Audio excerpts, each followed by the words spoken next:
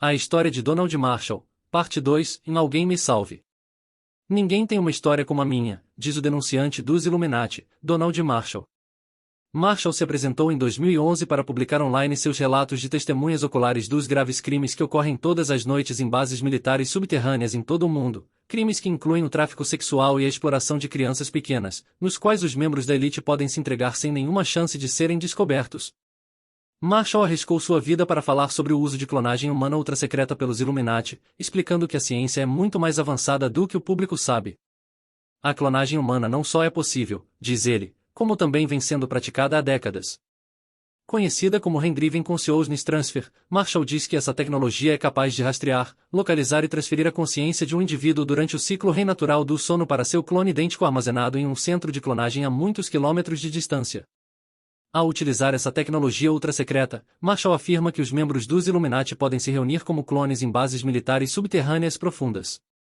Lá eles se sentam nas arquibancadas de uma grande arena esportiva para discutir políticas globais, planejar eventos futuros e assistir a coisas repugnantes feitas a pessoas inocentes, enquanto seus corpos reais estão em casa dormindo. Quando o corpo real acorda, tudo fica preto, diz Marshall, e o corpo do clone fica mole, enquanto os trabalhadores vêm para recolher e armazenar o clone desativado até a noite seguinte. Marshall afirma ter participado dessas reuniões secretas com membros selecionados dos Illuminati desde a infância, como participante involuntário de muitos projetos secretos do governo. Embora Marshall possa relatar em detalhes os eventos que ocorriam no centro de clonagem todas as noites, ele relata que nunca conseguiu se lembrar de como chegou lá e, quando criança, achava que havia sido sequestrado de alguma forma. As crianças são sempre muito procuradas lá, diz Marshall, explicando que a razão pela qual ele foi originalmente levado ao centro de clonagem aos 5 anos de idade foi para servir aos membros como Diddley Kid, uma criança a ser usada sexualmente, abusada e descartada com o tempo. Marshall só viria a saber décadas mais tarde que sua família, embora parecesse normal o suficiente, tinha fortes conexões com os Illuminati que remontavam a várias gerações. Ele descobriu que sua própria mãe havia sido usada da mesma forma quando era uma criança pequena. Agora era a vez de ela levar seus próprios filhos para o centro de clonagem em troca de favores e benefícios de outros membros dos Illuminati. Marshall diz que teve a memória suprimida até os 30 anos e que não se lembraria conscientemente de nada disso até muito mais tarde, quando a elite decidiu que era hora de liberar mecanicamente suas memórias para a consciência atual, no que é conhecido como o despertar. Marshall diz que, em sua memória mais antiga, ele simplesmente abriu os olhos e se viu lá, no centro de uma arena esportiva coberta de tamanho médio. Ele diz que acha que tinha cerca de 5 anos de idade, embora admita que poderia ser ainda mais jovem. Olhando ao redor, Marshall viu que estava cercado por arquibancadas cheias de pessoas sentadas no escuro. Ele diz que não tinha ideia de onde estava ou como havia chegado lá e, na época, acreditava que havia sido sequestrado enquanto dormia. O que Marshall não percebeu foi que ele não estava em seu corpo real, mas estava ativando um clone, que, de acordo com Marshall, parece tão real quanto real. Ao olhar para todos eles, Marshall disse que tudo o que podia fazer era chorar. Pensei que eles iriam me matar, lembra ele, vi seus rostos. Eles lhe perguntaram se ele sabia fazer mais alguma coisa, cantar ou dançar, talvez? Com o coração acelerado, Marshall começou a examinar a multidão, procurando entre os que estavam sentados no escuro, tentando desesperadamente pensar em uma saída. Sentado ao lado, ele reconheceu a Rainha Elizabeth, com sua tiara de diamantes, acompanhada de outros membros da família real. Marshall começou a cantar uma música original que ele criou para ela na hora. Lá, sob as luzes brilhantes, ele estava, uma criança de 5 anos assustada, fazendo uma serenata para a rainha. Quando Marshall terminou, ele se lembra do silêncio que se seguiu enquanto a multidão estava sentada em total espanto. Eles nunca tinham visto nada parecido, diz ele. Marshall diz que a música foi lançada semanas depois, gravada pelo artista country americano Kenny Rogers, intitulada Lady. A música se tornou imediatamente um sucesso no topo das paradas, alcançando o primeiro lugar nas paradas de singles da revista Billboard por 6 semanas consecutivas poucos meses depois. Marshall se lembra de ter sido levado de volta ao local para ouvir mais músicas na noite seguinte, e na outra, e na outra. De pé, sozinho no poço de terra da arena, Marshall diz que cantava música após música. Era estranho como ele conseguia fazer isso, diz ele, e podia facilmente criar uma nova música do nada. Ele afirma que sua música foi gravada e as canções foram dadas a diferentes artistas para cantarem. Ele diz que todas essas músicas se tornaram os 10 maiores sucessos, todas elas. Em pouco tempo, Marshall diz que sua reputação cresceu e todos queriam conhecer o incrível garoto das canções. Marshall relata que, após seu sucesso inicial na criação de sucessos, ele era levado ao centro de clonagem todas as noites, onde se juntava a um grupo de outras crianças talentosas que haviam sido selecionadas para compor músicas. Ele se lembra de jogar o que eles chamavam de Make-A Song, em que os adultos pediam às crianças que pensassem em palavras que rimassem etc. para produzir novas músicas. Marshall afirma que rapidamente superou todos eles, embora, aos 5 anos de idade, tivesse um vocabulário limitado e precisasse de ajuda com as palavras grandes. Ele conta que depois que cerca de 8 de suas músicas se tornaram sucessos nas paradas, as outras crianças se sentiram intimidadas por ele e desistiram de tentar competir. Logo, elas o estavam trazendo para as noites em que não havia outras crianças, lembra Marshall, para criar novas músicas como mágica e entreter o público. Noite após noite, cantando sozinho no fosso de terra da arena, ele criou os 10 maiores sucessos para artistas dos anos 80 como Whitney Houston, Tina Turner, Madonna e muitos, muitos outros. Eles o chamavam de o fenômeno. Mas um dia, Marshall afirma que ficou sem ideias. Foi quando, segundo ele, o pesadelo começou. Começaram a ameaçá-lo de machucá-lo para que ele cantasse uma música. Às vezes isso funcionava, diz Marshall, e, aterrorizado, ele começava a cantar o que se tornaria o próximo single de sucesso. Outras vezes, porém, se não conseguisse pensar em uma ideia a tempo, Marshall seria severamente punido. Ele diz que as ameaças se transformavam em socos, tapas e chutes, chegando a atos bizarros de tortura. Marshall diz que a situação só piorou com o tempo, e até mesmo as celebridades se revezavam para machucá-lo, em troca de novas músicas. Com uma demanda incessante por novas músicas, Marshall diz que eles começaram a machucá-lo todas as noites, parando apenas se ele começasse a cantar. Ele afirma que até começaram a fazer experiências com diferentes formas de puni-lo, tudo para o prazer da elite privilegiada. Marshall diz que ele se tornou a diversão entre as perversões. Marshall nos diz que a maioria não sabe que os Illuminati são donos de quase todos os veículos de notícias, mídia e entretenimento do mundo. Com o controle acionário de poderosas corporações multinacionais, eles possuem redes de televisão, canais a cabo, estúdios de cinema, gravadoras de música e a maioria dos sites da internet. Marshall afirma que os lucros anuais com música e entretenimento chegam a milhões.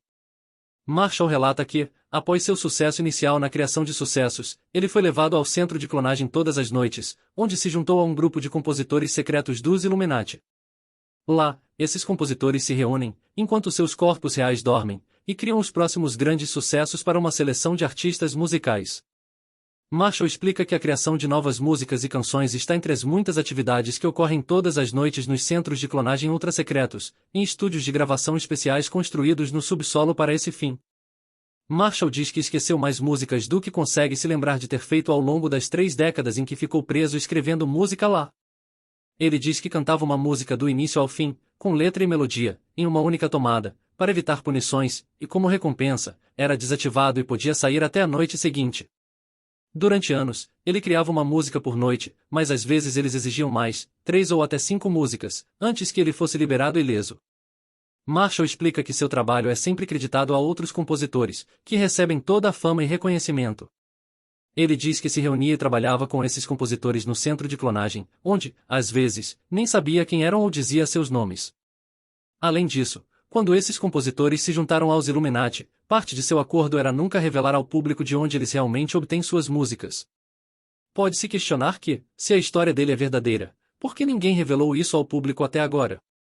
Marshall explica que, há décadas, compositores presos tentam dar dicas, por meio de suas músicas, na tentativa de alertar o mundo sobre a clonagem humana secreta em bases militares subterrâneas profundas sem serem mortos.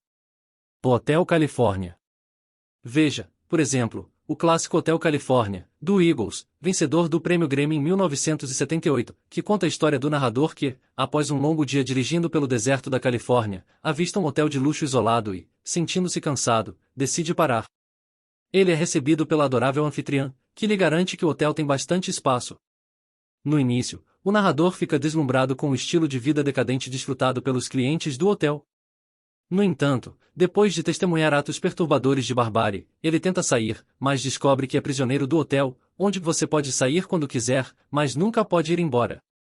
Em uma entrevista de 2003, o compositor do Eagles, Don Henley, declarou que o tema de Hotel Califórnia é o fim da inocência, enquanto em uma entrevista de 2008, o guitarrista do Eagles, Don Felder, descreveu a experiência de dirigir pela cidade de Los Angeles à noite como sendo a inspiração para a música. Ele explica que nenhum dos integrantes do Eagles era originalmente da Califórnia, dizendo que, se você dirige para LA à noite, você pode ver esse brilho no horizonte de luzes e as imagens que começam a passar pela sua cabeça de Hollywood, todos os sonhos que você tem. No entanto, é de se perguntar se a música não estaria se referindo àqueles que foram seduzidos a entrar para os Illuminati com promessas de fama e fortuna, mas que perceberam tarde demais que estavam presos e que, em vez disso, precisavam continuar a frequentar a clonagem todas as noites, participando dos atos doentios de depravação que aconteciam lá. Marshall diz que ele também tentou inserir o máximo de referências em sua música, embora tivesse que ser cuidadoso ou corria o risco de ser torturado como punição. Sonhos doces são feitos disso. Marshall sugere que você ouça novamente suas músicas favoritas, pois ele diz que deixou 1000 pistas em 1000 músicas, como no sucesso revolucionário de 1983 da dupla britânica Eurythmics, Sweet Dreams Are Made of This. A música alcançou sucesso mundial para a dupla musical, chegando ao topo das paradas em todo o mundo, inclusive nos Estados Unidos. Doces sonhos são feitos disso. Quem sou eu para discordar? Viajo pelo mundo e pelos 7 mares. Todo mundo está procurando por algo. Alguns deles querem usar você. Alguns deles querem ser usados por você. Alguns deles querem abusar de você. Alguns deles querem ser abusados. Sombria e poderosa, a música capta a inquietação daqueles que buscam uma saída para seus desejos proibidos, seja para machucar os outros ou para serem machucados pelos outros. Marshall diz que a música é dele, escrita por ele para descrever como todos os atos de perversidade imagináveis podem ser encontrados em centros de clonagem em bases militares subterrâneas em todo o mundo, onde todo mundo está procurando por algo e lá, geralmente, eles encontram. Viver para contar. A lenda do pop, Madonna, é creditada por ter escrito a letra da balada de 1986, Live at Hotel, com composição original de Patrick Leonard, embora, de acordo com Marshall, ele tenha realmente escrito a música no centro de clonagem quando tinha apenas 11 anos de idade. Ele se lembra de Madonna como sendo uma alma fria que o torturava pessoalmente para conseguir novas músicas. Além disso, Marshall afirma ter escrito grande parte das músicas de Madonna ao longo dos anos, desde o início de sua carreira. Em uma entrevista sobre a música, Madonna disse: Pensei em meu relacionamento com meus pais e nas mentiras que aconteciam. A música fala sobre ser forte e questionar se você pode ser tão forte assim, mas, no final das contas, sobreviver. No entanto, as palavras do refrão da música ganham um novo significado quando lidas com o entendimento de que Marshall usou a letra como uma forma de incorporar dicas sobre atividades secretas de clonagem humana em bases militares subterrâneas e profundas. Primeiro refrão. Amen can tell a thousand lies. Eu escrevi muitos milhares de canções populares otimistas que não refletem meus verdadeiros sentimentos por estar preso aqui. Aprendi bem minha lição. Aprendi a criar músicas de sucesso que o público vai querer comprar. Espero viver para contar.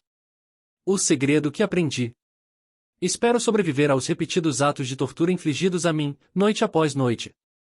Até lá, continuarei tentando alertar o público por meio de minha música sempre que puder. Segundo refrão. A verdade nunca está longe. Você a manteve bem escondida. Inseri dicas ao longo da música, para não levantar muitas suspeitas e ser punido por isso. Se eu viver para contar. O segredo que eu sabia naquela época. Será que terei a chance novamente? Devo aproveitar todas as oportunidades que tenho para adicionar dicas à minha música, pois não sei quanto tempo mais poderei viver. Bem-vindo à selva. Marshall afirma que tinha apenas 12 anos de idade quando escreveu Welcome to the Jungle para a banda de heavy metal Guns N' Roses em 1987, considerada por muitos uma das melhores músicas de hard rock de todos os tempos. Embora a banda afirme que a música foi escrita sobre a vida nas ruas malvadas de Hollywood, Marshall explica que a música é, na verdade, sobre os jogos divertidos que são jogados todas as noites em centros de clonagem ultrasecretos, onde novos recrutas são bem-vindos para se juntar às selvas do centro de clonagem. Bem-vindo à selva. Temos diversão e jogos. Temos tudo o que você quer, querida. Nós sabemos os nomes. Nós somos as pessoas que podem encontrar o que você precisar. Se você tem o dinheiro, querida. Nós temos sua doença. Marshall diz que os novos membros são atraídos para se juntar aos Illuminati com promessas de fama e fortuna e, em troca de promoção e oportunidades, eles devem concordar em participar de clonagens todas as noites para servir a outros membros como escravos sexuais. Bem-vindo à selva. Nós vivemos o dia a dia. Se você quiser, vai sangrar. Mas é o preço que você paga. E você é uma garota muito sexy, que é muito difícil de agradar. Você pode sentir o gosto das luzes brilhantes, mas você não vai tê-las de graça. No início, os novos membros recebem a oferta de tudo o que quiserem, tudo o que precisarem. Uma vez famosos, porém, Marshall observa que muitos se arrependem de ter entrado e desejam sair. Todos eles descobrem, no entanto, que não há saída e precisam continuar participando da perversidade doentia todas as noites. Lucidez silenciosa. Em 1990, aos 15 anos de idade, Marshall diz que escreveu Silent Lucidity para a banda de metal Kensrich. A música foi o maior sucesso da banda, alcançando a 9ª posição na Billboard Hot 100, foi indicada para o Prêmio Grammy na categoria Melhor Canção de Rock em 1992 e está em 21º lugar na lista de Greatest Power Ballads da VH1. Devido ao conteúdo da letra e ao título da música, presume-se que ela seja baseada no tema do sonho lúcido. No entanto, Marshall diz que a música é, na verdade, sobre os inúmeros crimes sem sentido que ele testemunhou no centro de clonagem, onde muitos são levados para lá em seu estado de sonho, para serem vitimados para entretenimento. Silêncio, não chore. Limpe a lágrima de seu olho. Você está deitado em segurança na cama. Foi tudo um sonho ruim, girando em sua cabeça. Além disso, Marshall alega que muitos foram atraídos para o centro de clonagem para conhecer o incrível garoto da música, e lhes foi dito que isso era necessário para que ele criasse uma música que os transformaria em estrelas, quando, na realidade, essas pessoas acabaram assassinadas por esporte ou lucro. Uma alma livre para voar. Em um determinado momento, uma voz gravada explica como direcionar conscientemente seus sonhos. Marshall disse que sussurrou para me ajudar no final, enquanto a música estava sendo gravada, para depois ser passada para outros artistas musicais produzirem. No entanto, ele nunca esperou que suas palavras fossem incluídas na versão oficial e ficou surpreso ao descobrir mais tarde que sim. Esse pedido de ajuda pode ser ouvido aos 3 horas e 53 minutos. Enter Sandman. Marshall tinha 16 anos quando escreveu o hit de heavy metal Enter Sandman, do Metallica, em 1991, que, segundo ele, descreve o terror sentido por aqueles mantidos como reféns em centros de clonagem ultra-secretos. A música levou o Metallica à popularidade mundial. O single estreou em primeiro lugar na Billboard 200 nos Estados Unidos e em outros 9 países, e vendeu mais de 22 milhões de cópias em todo o mundo. 25 anos depois, Enter Sandman continua sendo uma das músicas mais tocadas do Metallica, adorada pelos fãs, aclamada pelos críticos e considerada por muitos como uma das melhores músicas de hard rock de todos os tempos. Creditado por escrever a letra da música, o vocalista e guitarrista rítmico James Hetfield disse que a música trata do conceito de pesadelos de uma criança, sobre destruir a família perfeita, um enorme segredo horrível em uma família. Faça suas orações, pequenino. Não se esqueça, meu filho, de incluir todo mundo. Acolhê-lo, aquecê-lo por dentro. Mantenha-o livre do pecado. Até que o João Pestana chegue. O Sandman é um personagem mítico do folclore europeu que traz bons sonhos borrifando areia mágica nos olhos das pessoas enquanto elas dormem à noite. No entanto, a versão do Sandman do Metallica é algo totalmente diferente, um guia malévolo que entra em seus sonhos à noite para levá-lo a uma terra do nunca de pesadelo. Dormir com um olho aberto. Agarrando seu travesseiro com força. Sair em luz. Entrar em noite. Pegue minha mão. Estamos indo para a terra do nunca. Marshall diz que o refrão de Exit Light, Internet descreve com precisão a vida dupla daqueles que estão presos lá, sabendo que, eventualmente, eles devem adormecer, apenas para acordar no centro de clonagem, uma zona de guerra horrível cheia de sonhos de guerra, sonhos de mentirosos, sonhos de fogo de dragão e de coisas que vão morder. Marshall explica que não sabe como bloquear a tecnologia ultra-secreta de transferência de consciência que é usada para rastrear, sequestrar e manter os reféns no centro de clonagem até que seus corpos reais despertem. Por esse motivo, Marshall diz que odeia dormir. Tem cheiro de espírito adolescente. Marshall afirma que escreveu o lendário hino da geração X Cells Like Teen Spirit, da banda de rock Nirvana, em 1991. A música foi o maior sucesso do Nirvana, alcançando o 6º lugar na Billboard Hot 100 e ocupando uma posição de destaque nas paradas do setor musical em todo o mundo. De fato, o sucesso inesperado do single principal de seu álbum Nevermind é frequentemente usado para marcar o ponto em que o rock alternativo entrou no mainstream. Sucesso comercial e de crítica, Cells Like Teen Spirit foi indicado a 2 prêmios Grammy e melhor performance de hard rock com vocal e melhor canção de rock, e recebeu o status de hino de uma geração pela imprensa musical. 25 anos depois, após a morte do vocalista Kurt Cobain em 1994 e a separação da banda, Smells Like Teen Spirit ainda é amplamente considerada uma das melhores músicas de todos os tempos. A música foi incluída na lista The Songs That Shaped Rock and Roll do Rock and Roll Hall of Fame, recebeu o prêmio Song of the Century da Record Industry Association of America e foi classificada entre as 500 melhores músicas de todos os tempos da revista Rolling Stone. As letras de Smells Like Teen Spirit são muitas vezes difíceis de serem decifradas pelos ouvintes, tanto por sua falta de sentido quanto pela voz gutural e arrastada de Cobain. Essa incompreensibilidade contribuiu para a resistência inicial das estações de rádio em adicionar a música às suas listas de reprodução. A MTV chegou ao ponto de preparar uma versão do vídeo que incluía a letra da música na parte inferior da tela. O crítico de rock Dave Marsh escreveu: Teen Spirit revela seus segredos com relutância e, muitas vezes, de forma incoerente. Marshall, tentando decifrar a letra da música, sentiu, após ler a letra correta na partitura da música, que o que eu imaginava era um pouco melhor, ou pelo menos, mais gratificante, do que o Nirvana realmente cantava. Alguns concluíram que a música não tinha significado e era apenas uma coleção de palavras sem sentido, enquanto outros, como o The New York Times, observaram uma ironia amarga no título, dizendo que a banda sabe muito bem que o espírito adolescente é rotineiramente engarrafado, embalado e vendido. Smells Like Teen Spirit é amplamente interpretado como um hino da revolução adolescente, uma interpretação reforçada pelo videoclipe da música.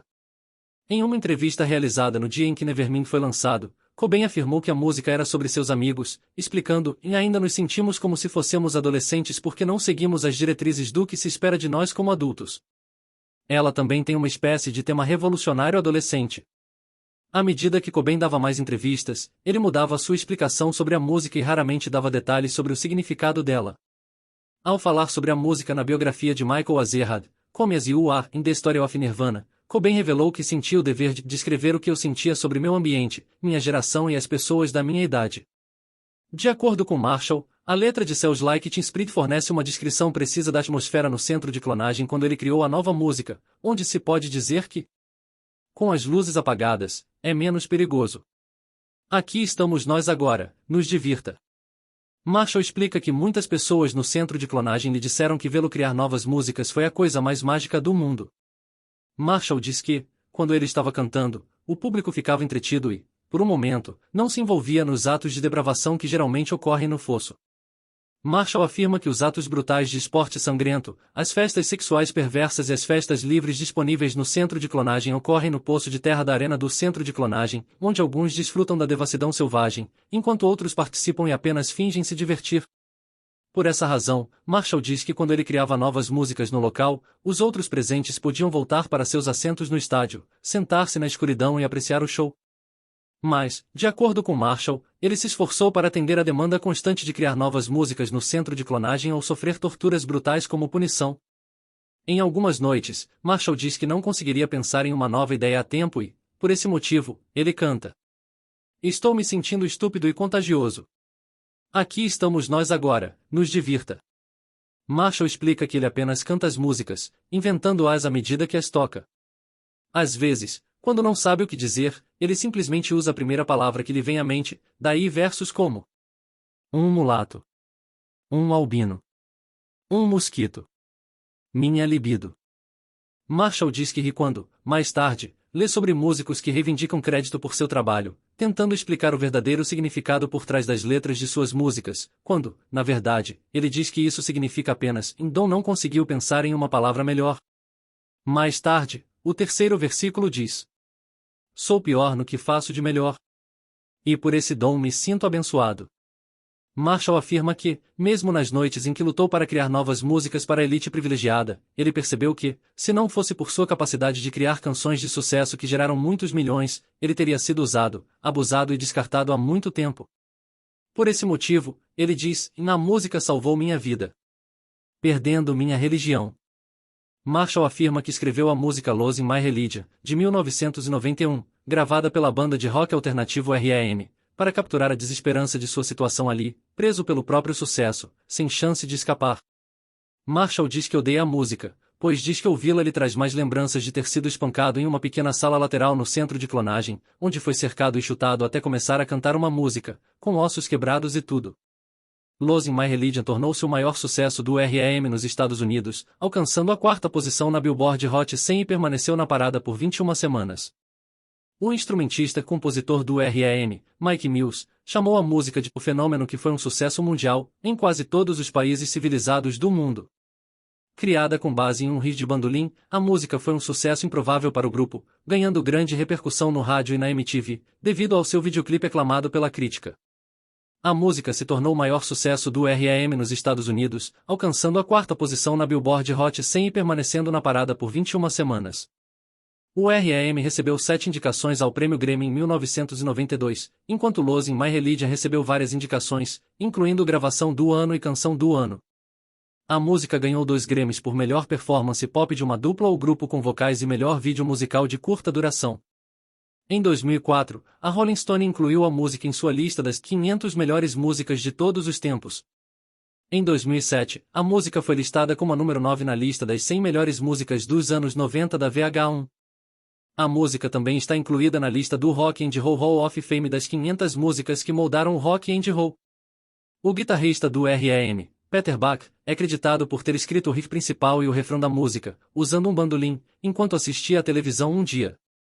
Em Johnny Black's Revival, in The Story of R.E.M., Buck relata que tinha acabado de comprar um instrumento e estava tentando aprender a tocá-lo, gravando a música enquanto praticava. Buck disse que quando ouviu o disco no dia seguinte, havia um monte de coisas que, na verdade, eram apenas eu aprendendo a tocar bandolim, e depois havia o que se tornou Losing My Religion. O vocalista e letrista do R.E.M., Michael Stipe, disse ao The New York Times que a música trata de expressão romântica. Ele disse à revista que do Reino Unido que a música é sobre alguém que deseja outra pessoa. É um amor não correspondido, e assim por diante. De acordo com Marshall, a música é, na verdade, sobre sua determinação em destruir os Illuminati, uma queda que ele preparou cuidadosamente por meio do uso de referências à clonagem ultrasecreta em toda a sua música ao longo das décadas. Nessas circunstâncias, a letra adquire um novo significado, especialmente a referência na terceira estrofe, na qual se pede que se considere a canção como a dica do século. A vida é maior. É maior do que você. E você não é eu. Até onde eu vou? A distância em seus olhos. Oh não, eu falei demais. Eu preparei tudo. Marshall revela que seu segredo é maior do que você pode imaginar, pois você não é eu. Ao contrário da maioria no centro de clonagem, que simplesmente se sente ou observa cantar, ele promete nunca se render em sua busca para destruir os Illuminati, não importa o custo para ele pessoalmente. Ah, não, eu falei demais. Eu preparei tudo. Ele sabe que deve ter cuidado para não falar demais ou correrá o risco de ser punido, embora, ao inserir dicas em sua música, ele prepare sua eventual queda. Esse sou eu no canto. Esse sou eu no centro das atenções. Perdendo minha religião. Tentando acompanhar você.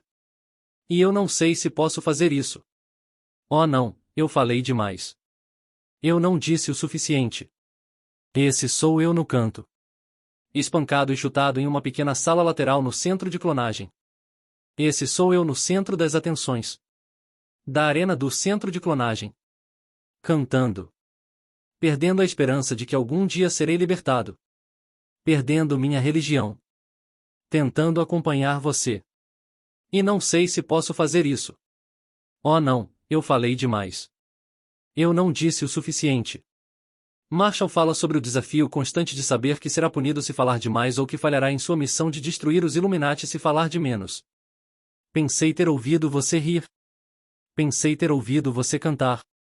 Acho que pensei ter visto você tentar. Falando consigo mesmo, Marshall acha que se ouve cantando, rindo, tentando. No entanto, esses momentos despreocupados para ele são apenas um sonho. Cada sussurro. De cada hora em que estou acordado. Estou escolhendo minhas confissões. Tentando ficar de olho em você. Como um tolo ferido, perdido e cego, tolo. Oh não, eu falei demais. Eu preparei tudo. Sempre planejando as dicas ou confissões que irá inserir em sua música, Marshall deve, ao mesmo tempo, ficar de olho em seus agressores, em preparação para o próximo ataque. Considere isso.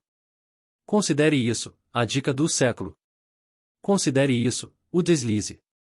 Que me deixou de joelhos, fracassado. E se todas essas fantasias vierem a se agitar? Agora eu já falei demais.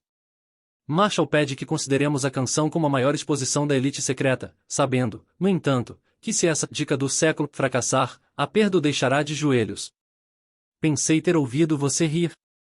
Pensei ter ouvido você cantar. Acho que pensei ter visto você tentar. Mas isso foi apenas um sonho. Tente, chore, porque, tente. That was just a dream. Just a dream. Just a dream, dream. Escrito em um momento sombrio, Marshall duvida se algum dia conseguirá realizar seu sonho de destruir os Illuminati, considerando que ele é apenas um contra-organização mais poderosa da Terra. É o fim do mundo como conhecemos, e estou me sentindo bem. It is the end of the world as we know it, and I feel fine, outra música da banda de rock R.E.M., apareceu em seu álbum Document, de 1987, na compilação Eponymous, de 1988, e na compilação And I Feel Fine, The Best of the IRS Years de 1982 a 1987, de 2006. Também foi lançada como single em novembro de 1987, alcançando a 69ª posição na Billboard Hot 100 dos Estados Unidos, posteriormente, a 39ª posição na parada de singles do Reino Unido em seu relançamento em dezembro de 1991. Essa música alegremente apocalíptica é conhecida por seu discurso rápido, aparentemente de fluxo de consciência, com diversas referências a profecias do fim dos tempos. As palavras do título aparecem pela primeira vez no filme Conquest of the Planet of the Apes, A Conquista do Planeta dos Macacos, de 1972, em que, ao se preparar para lutar contra os macacos, um humano diz: se perdermos essa batalha, será o fim do mundo como conhecemos. Ao explicar a música para a revista Quadra em 1992, o vocalista Michael Stipe disse: as palavras vêm de todos os lugares. Estou extremamente consciente de tudo ao meu redor, seja em estado de sono, acordado, em estado de sonho ou apenas no dia a dia, juntamente com muitas coisas que vi quando estava passando os canais de TV. É uma coleção de fluxos de consciência. Marshall afirma que escreveu a música de 1987 enquanto estava preso em seu estado de sonho em uma base militar subterrânea. Ele diz que o título, na verdade, significa It is the end of the Illuminati Control World, as we know it, and what is more, if you fine, é o fim do mundo controlado pelos Illuminati, como conhecemos, e, além disso, eu me sinto bem, já que Marshall afirma que destruir os Illuminati tem sido seu sonho desde criança. Ele diz que a letra descreve o plano dos Illuminati de criar um Armagedon falso usando a ARP, a tecnologia de manipulação do clima, ultra secreta para criar desastres globais, começa com um terremoto, bem como a recriação de atos bizarros diretamente do livro das revelações, a pássaros e cobras. Então, depois de desencadear uma série de desastres globais fabricados, os Illuminati planejam sentar e observar o caos à medida que a civilização entra em colapso, dando-lhes a desculpa para enviar os militares para restaurar a ordem, confiscar todas as armas e desarmar a população, permitindo assim que eles dominem completamente o mundo. O apocalipse começa com um terremoto. E o lançamento de pássaros e cobras. Em um ato assustador da fúria de Deus. E, como o olho de um furacão, você se ouve agitado. Enquanto observa desesperadamente o mundo, como você o conhece, sair do controle. E com um governo de aluguel. Fingindo lidar com a emergência mundial, enquanto uma equipe de repórteres finge estar perplexa no horário das 6 horas da TV. Cobrindo notícias falsas como cortes e queimadas, queima de livros e derramamento de sangue. Todos os motivos aumentam, enquanto os automóveis são incinerados. Enquanto isso, os líderes mundiais participam de um torneio de mentiras, oferecendo as soluções e alternativas que, sugere Marshall, nós a recusamos. Creep.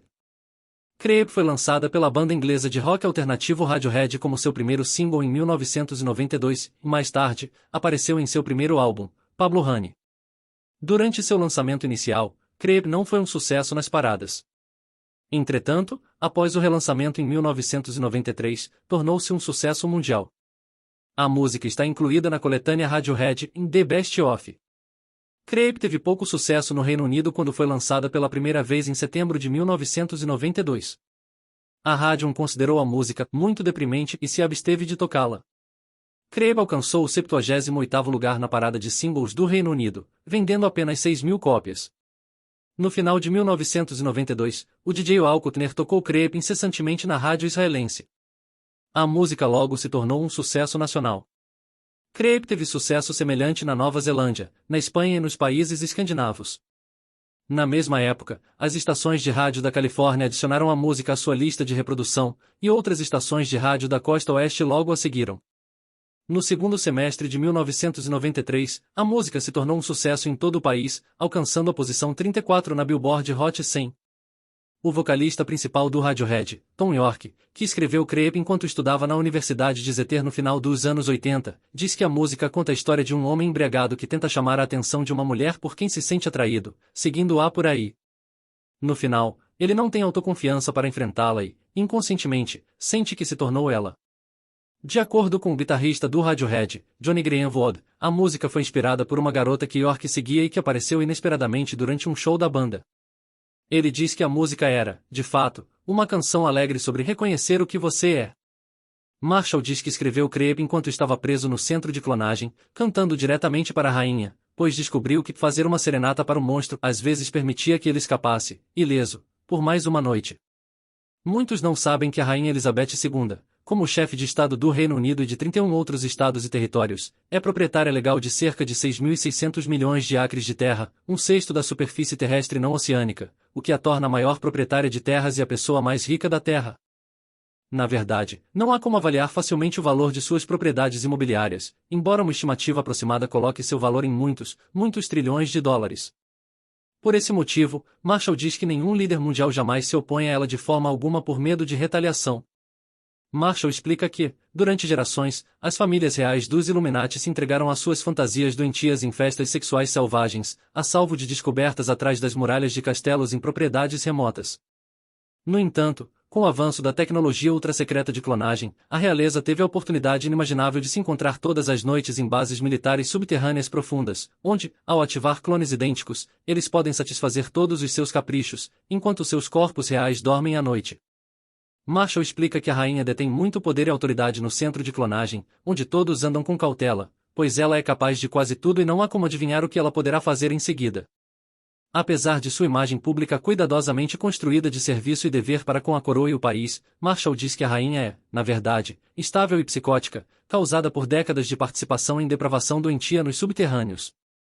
Isso explica o primeiro verso de Creep, que diz: "Quando você estava aqui antes, não conseguia olhá-lo nos olhos. Você é como um anjo. Sua pele me faz chorar. Você flutua como uma pena. Em um mundo lindo. Eu gostaria de ser especial. You're so very special." Somente no final da música Marshall expressa seus verdadeiros sentimentos, enquanto busca respostas para explicar como acabou preso sem esperança em um inferno ultrassecreto de alta tecnologia. "Que diabos estou fazendo aqui? Não pertenço a este lugar. Não pertenço a este lugar." 4 minutos para salvar o mundo. 4 Minutes é uma música da lenda do pop Madonna de seu 11º álbum de estúdio, Hard Candy, a 2008, que apresenta um dueto com o artista musical Justin Timberlake, com backing vocals do rapper produtor musical Timbaland. De acordo com Madonna, a música fala sobre salvar o meio ambiente e nos divertirmos enquanto fazemos isso. Ela também citou a música como inspiração para o documentário We Am Because We Are, a 2008.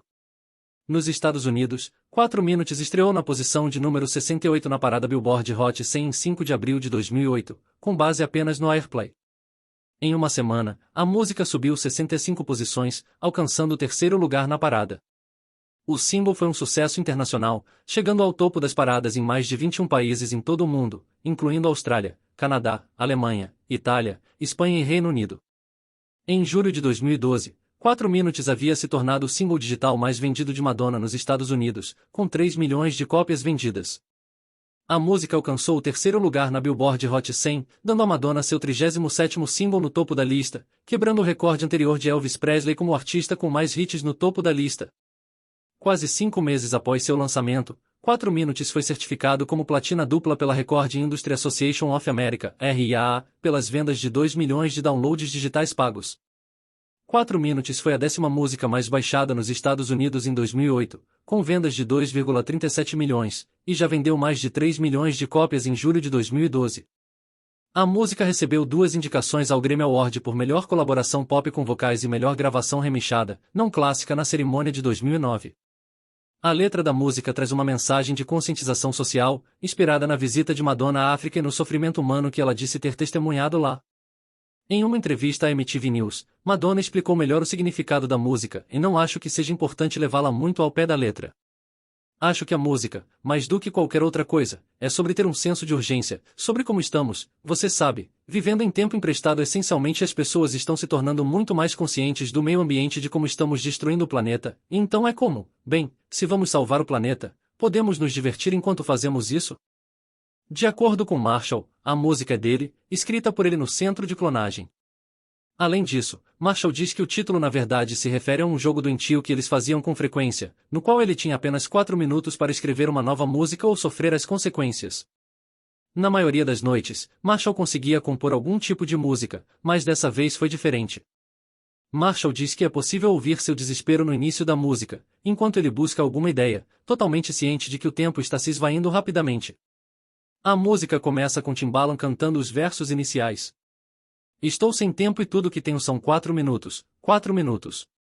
Estou sem tempo e tudo que tenho são 4 minutos, 4 minutos. Estou sem tempo e tudo que tenho são 4 minutos, 4 minutos. Estou sem tempo e tudo que tenho são 4 minutos, 4 minutos. Estou sem tempo e tudo que tenho são 4 minutos, 4 minutos. Estou sem tempo e tudo que tenho são 4 minutos, 4 minutos. Estou sem tempo e tudo que tenho são 4 minutos, 4 minutos. Estou sem tempo e tudo que tenho são 4 minutos. Ele diz que ficou repetindo a frase várias vezes, até que teve uma ideia suficiente para começar a cantar. Versículos posteriores deixam claro que restam apenas 4 minutos para salvar o mundo. Madonna e Timberlake. O tempo está esperando. Temos apenas 4 minutos para salvar o mundo. Sem hesitação. Pegue um garoto, pegue uma garota. O tempo está esperando. Nós só temos 4 minutos para salvar o mundo. Sem hesitar. Nós só temos 4 minutos, 4 minutos. Mais tarde, eles trocam os refrões. Madonna. A estrada para o inferno. Is paved with good intentions, yeah. Timberlake. But if I die tonight at least I can say. Eu fiz o que queria fazer. Diga-me, e você? Marshall está se lembrando de que, independentemente das consequências pessoais, ele nunca desistirá de seus esforços para expor e destruir os Illuminati. E, embora ele tenha conseguido criar uma música original em menos de 4 minutos, na noite seguinte, no entanto, Marshall diz que não teve tanta sorte e foi severamente punido por isso. Marshall diz que está surpreso com o fato de as pessoas não prestarem atenção suficiente às letras e não terem ideia do verdadeiro significado delas. Por mais incrível que tudo isso pareça, Marshall afirma que só menciona a música porque ela fornece uma explicação para o fato de ele ter tido permissão para viver todos esses anos, já que ele era simplesmente valioso demais para ser morto. Marshall espera que, um dia, as pessoas entendam o verdadeiro significado de suas músicas favoritas e exijam o fechamento completo de todos os centros de clonagem ultra-secretos do mundo.